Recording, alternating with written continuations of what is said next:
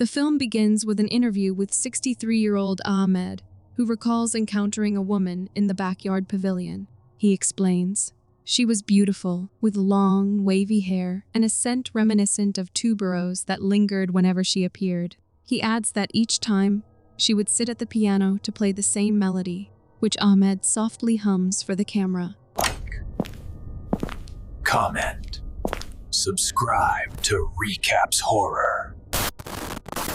Next, Riri wakes up beneath the tree, disoriented and uneasy. Confused as she walks around, she notices her toys scattered across the ground. Panic sets in, and she takes off running, but soon exhaustion forces her to stop. Just then, a sudden gust of wind blows through, and when she turns, she realizes she's somehow back at the same tree. Now, before she can make sense of it, Asia's voice drifts through the air, singing the Sundanese song. But no one is in sight, yet Asia suddenly appears, and Risa jolts awake from her sleep. Just then, Riri knocks on the door, telling Risa that it's already noon and reminding her that today is the last rehearsal, warning that they'll be late if they don't hurry to Uncle Ahmed's house. Risa pulls some clothes from the closet and heads to the bathroom to bathe.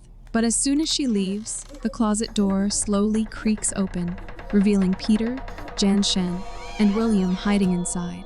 Later, at Ahmad's house, he says that since their parents aren't around, they should visit more often, and Auntie Tina adds that she'll cook them delicious meals, to which Riri agrees, saying they usually survive on meatball soup every day. During Riri's final rehearsal at the theater, Risa snaps a few photos to send to their mother, but as she scrolls through them, her smile fades as every shot shows a smoky figure clinging to Riri's side. A shiver crawls up her spine, and when she looks around, a ghostly woman is sitting right beside her. Uneasy, Risa shifts to the other end of the row, but just as relief begins to steady her, she finds the woman beside her again. As Risa turns toward her, the ghostly woman locks eyes with her, prompting Risa to scream in terror. That night, Riri confides that she felt deeply embarrassed and asks why she can't be normal like everyone else. She then tells her that she doesn't want her to come to the show and walks away. And as Risa leaves, two ghostly little boys stand behind her. Meanwhile, Tina wakes up to find Ahmed missing from the bed. She gets up and looks out the window, only to see him in the pavilion in the backyard. The next day, while Risa is on the phone with Riri, she notices Ahmed walking toward his car, holding a bouquet of tuberoses, with a woman already sitting inside. Later, they visit Grandma's grave, where Risa asks where Ahmed is. Tina tells Anki to call him again, and Anki dials his number, but when Ahmed doesn't pick up, he tells Tina that he isn't answering and hasn't read his messages either. After a while, Ahmed arrives and takes a seat, and when Risa asks where he had been, he replies that he was working. Then, they all pray for Grandma, and once the prayers are finished, Anki clicks a group photo of them all together.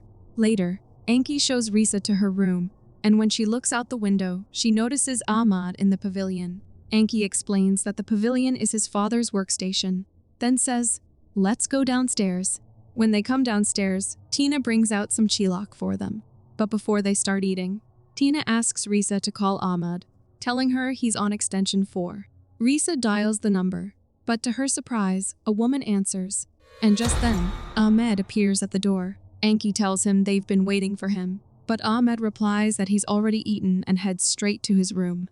That night, Riri shows Risa an app on her phone that estimates a person's age, and to her surprise, the picture shows someone listed as 113 years old. Risa takes the phone to check and notices that even she looks older in the image, so she suggests the app must be faulty. Riri insists the app may misjudge ages, yet it never miscounts the number of people in a picture, but Risa brushes it off, convinced the app is broken. Meanwhile, Anki is playing a game on his phone when the door to his room suddenly swings open on its own. Assuming it's just his mother, he ignores it and keeps playing, but soon after, a shadow slips past outside. Intrigued, he goes downstairs to check, but finds no one there.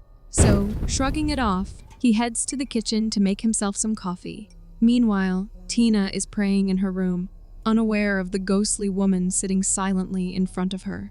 After a moment, the figure slowly stands up and drifts aside, emerging from behind the mirror. At the same time, Enki hears someone playing his grandmother's piano. Puzzled, he goes to that side to check, but finding no one there, he lowers the fallboard. However, as he turns to leave, the woman sits at the piano and plays again. Just then, Tina comes there and asks what he's doing there so late, to which he replies that he was just making coffee. He goes to the bathroom to freshen up and wipes the mirror clean, only for the ghostly woman to suddenly appear and scare him. The next morning, Risa finds toys scattered across the floor and scolds her friends, asking how many times she has to remind them to put their toys away. As she picks them up, she hears an unfamiliar voice singing a Sundanese song. Suddenly, a child appears before her, and before she can process it, another one shows up. They introduce themselves as Hendrik and Hans, Peter's friends, and ask if they can be her friends too. Just then, Riri interrupts, reminding her that Enki has been calling. On the phone, Enki tells Risa she needs to spend the night at his house, promising to explain everything. Next, he asks his mother why his father has been acting so strangely, and why he's planting tuberoses in the garden, mentioning that smelling flowers at home means a female ghost is present. Tina says he's not supposed to say that, and suddenly, a photo falls from the wall, startling them. Meanwhile, Riri overhears Risa scolding her friends to seek permission before inviting anyone. She enters the room and reminds her that they're running late, to which Risa replies that she's coming. After Riri leaves, Risa grabs her bag to head out, but her friends stop her, warning her not to go. And when she asks why, they remain silent.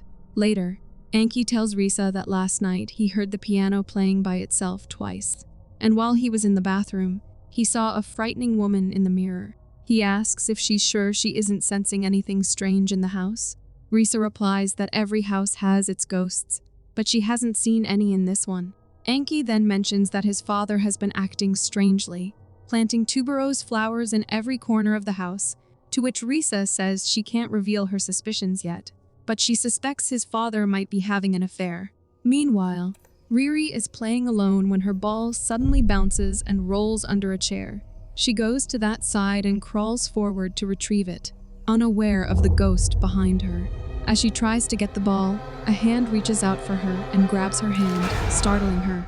Later, while waiting for Ahmed to join them for dinner, Riri remarks that the flowers smell stronger at night, and Tina explains that it's because they are tuberoses, which bloom at night and release a stronger fragrance. Risa insists this isn't the smell of flowers, but before she can say more, Ahmed comes there and takes a seat. As everyone starts serving themselves, Risa notices that Ahmed's behavior seems a little unusual. After dinner, Risa closes the curtain of her room's window, only to freeze when a figure appears behind the fabric. Her heart pounding, she reaches out trembling, but before she can pull the curtain back, Riri suddenly appears, startling her. Risa quickly opens the curtain and finds nothing there, and when Riri asks, "Do you feel something strange in this house?" Risa asks her the same question. Riri explains that earlier, when her ball rolled under a chair, she felt an unseen hand grab her. Shaken, Risa suggests, "Let's pray," but Riri looks out of the window and asks, "Don't you think that looks like a grave?" Risa turns to see Ahmed and that woman outside, and when Riri asks if she saw something, Risa asks, "You didn't see that?"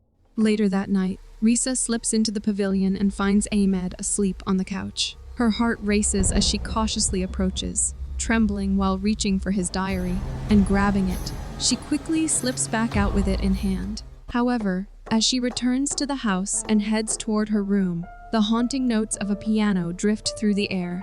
Drawn by curiosity, she follows the sound and freezes, seeing the ghostly woman. She asks, "Who are you?" And the woman throws back her head and laughs maniacally before telling her to go away, prompting Risa to rush back into her room. Risa opens the diary and sees the words "Dear Miss Elizabeth" scrawled across the first page. Suddenly, a blood-curdling scream pierces the house, and she bolts from her room, following the sound. They burst into Tina's room and find her huddled on the floor, trembling uncontrollably in fear. They take her to the hospital, where the doctor finds her healthy but suggests she might be stressed. Risa and Enki approach Ahmed, and Risa gently suggests, "Let's do the morning prayer together." But when he doesn't respond, Enki grabs his hand and pulls him along, forcing him to move with them. Next, we see them praying in the prayer room, but Ahmed remains standing motionless. After a while, when Risa bends down, we see Ahmed standing behind the curtain, facing her. But in the next moment, he vanishes. Unaware of this, Risa and Enki continue praying, and once they finish, Enki realizes Ahmed is gone. He rushes to Risa and asks, "Where's my dad?" who looks around and shakes her head in confusion. They both step out to look for him when Risa receives a call from her mom, and Risa reassures her that Tina is fine and tells her not to worry. After a while, she hears a woman singing, and cautiously, she follows the sound to its source. Risa enters a room and finds an old woman applying makeup to a dead body. The woman tells her, "This is the smell of Danur," but admits she is guessing, though she is familiar with it. She then says, "I smell Danur almost every day, and that tuberose is strong enough to mask Danur's scent." She then quietly moves to the other side of the room. Risa tells her that she can see them, but if it's possible not to see them, even if she can smell Danur. The woman replies, "They can choose whether or not to be seen, so just because you can't see them doesn't mean they aren't there." Suddenly, a ghost warns Risa to go away, startling her, and the woman explains, "Maddah means you should read carefully, and in this case, she should focus on their presence." The next morning, when they bring Tina back to the house, Ahmed quietly walks to the pavilion, seemingly indifferent to his family. Later, Risa tries to feed Tina, but when she refuses to eat, Enki grows concerned and asks why she's acting this way. He presses further, wanting to know what happened to her last night, but Tina remains silent. Enki asks Tina what they should do now, admitting he always felt something was creepy about the house. He wonders if the devil did that to his mom, convinced it has something to do with the pavilion. He then asks if she has noticed her father's strange behavior ever since he started staying in that room. Risa takes him to her room and shows him the diary she found in the pavilion the previous night, telling him he might find the answers inside. She begins to read aloud, "I can see your beautiful face. In your gown, you walk just like a princess. This place will be the silent witness of how you made me fall in love with you. You told me I resembled your lover from decades ago. I don't care. I am falling in love with you. You smell as sweet as the flowers I planted in the garden. Next Thursday is your birthday. You said the day after your birthday, your lover left because of you. I promised you I would go with you forever." As Risa flips through the pages, she discovers a photograph of Elizabeth and a man, dated Thursday, March 29. Curious, Enki pulls out his phone to check the language and realizes it is Dutch, and Risa says the picture was taken on Elizabeth's 23rd birthday. She recalls her encounter with Elizabeth that night and quickly opens an app on Riri's phone, showing Enki that this app shows an age estimate of 113 years old next to Uncle Ahmed. And if you calculate backward, it means Elizabeth was born in 1905, making the app correct, since her 23rd birthday would have been in 1928. Enki asks if she thinks his father is willing to die for Elizabeth, and Risa replies that she should ask her friends. Risa sits at the piano and begins to play, singing a Sundanese song to summon her friends. And suddenly, the lights in the house flicker and go out. In the darkness, Risa cracks her neck unnaturally, and it becomes clear she is now possessed by an entity. When the lights return, she plays another tune, her singing voice warped and unsettling, and Enki stares at her in terror as she bursts into a demonic laugh. He calls out Elizabeth's name, and she slowly turns toward him before unleashing a piercing scream. Unshaken, Enki says he knows she is Elizabeth and asks what she wants from his family, to which she coldly replies that his father is going to die. He then asks what she wants from his father, and she tells him it's because he is handsome and resembles her beloved brother. Enki shows her the photograph, and at the sight of it, she falls silent before breaking into loud, anguished cries. She reveals her brother's name was Dimas and that he was murdered, before suddenly lunging at him, trying to snatch the picture, but Enki overpowers her and pins her to the ground. Risa's true self fights back, urging Anki to go away, and he stumbles away as her body convulses violently, her screams echoing through the house. After a harrowing struggle, the spirit finally frees Risa, manifesting in the room before drifting away into the shadows. Anki rushes to Risa's side, and only then does Riri ask what happened to her. Helping Risa sit up, Anki listens as she tells him to stay behind and look after Riri and Aunt Tina, while she goes to help Uncle Ahmed. As Risa heads toward the pavilion, Peter, Janshin, and William warn her not to go, while Hendrik and Hans try to stop her as well. And then, she suddenly sees Elizabeth standing outside the pavilion. Elizabeth declares that Ahmed is going to die tonight, but Risa pushes forward and steps inside, determined to save him. There, she finds a torn photograph lying on the table. Hastily, she opens the diary, pulls out the picture from it, and aligns it with the torn one, completing the image, its haunting truth glaring back at her. As she turns, she spots a noose hanging nearby, and in the darkness ahead, Ahmed sits silently. From behind him, Elizabeth emerges in her ghostly form, and Risa watches in terror as Ahmed wipes his face. And in that moment, it all becomes clear that every time she had seen Ahmed before, Elizabeth had been there too, only hidden from her sight. Then, under Elizabeth's control, Ahmed rises to his feet as the door behind Risa slams shut. Panic surges through her as Ahmed approaches her, and she frantically tries to open the door. But before she can speak, Ahmed seizes her by the neck. Struggling desperately, Risa is lifted into the air while Elizabeth looks on with a chilling smile. Gasping, Risa begins to pray, and at the sound of her voice, Ahmed slowly starts to fight back against Elizabeth's hold. Finally, with a scream, he releases her, collapsing as fragments of memory return, and he recalls how he entered the pavilion that day, and how he became ensnared in Elizabeth's sinister trap. Furious, Elizabeth unleashes a piercing scream that sends Risa hurtling across the room. But just as despair sets in, Risa's friends appear to her aid, and Ahmed also comes back to his senses. Janshin then whispers something into Risa's ear, and she tells Ahmed that Elizabeth's soul is trapped inside that book. Ahmed picks up the diary when Elizabeth calls him Dimas, but enraged, he rips the pages apart, shouting that he is not Dimas. Elizabeth screams in agony as her body begins to burn. He declares that he does not love her and never will. With each shred, Elizabeth's torment grows until her soul is violently dragged into the darkness, vanishing at last. He then returns to the house and apologizes to Tina and Anki. Meanwhile, Risa thanks her friends, but her relief fades when she notices a woman sitting quietly on the swing. Peter whispers that her name is Ivana, and Ivana reveals that Elizabeth was once her closest friend, and she had fallen in love with her brother, Dimas. But their happiness was short-lived, as Elizabeth's father disapproved of their relationship, and in his cruelty, took Dimas's life. From that moment on, Ivana's bond with Elizabeth was shattered, leaving her consumed by grief and betrayal.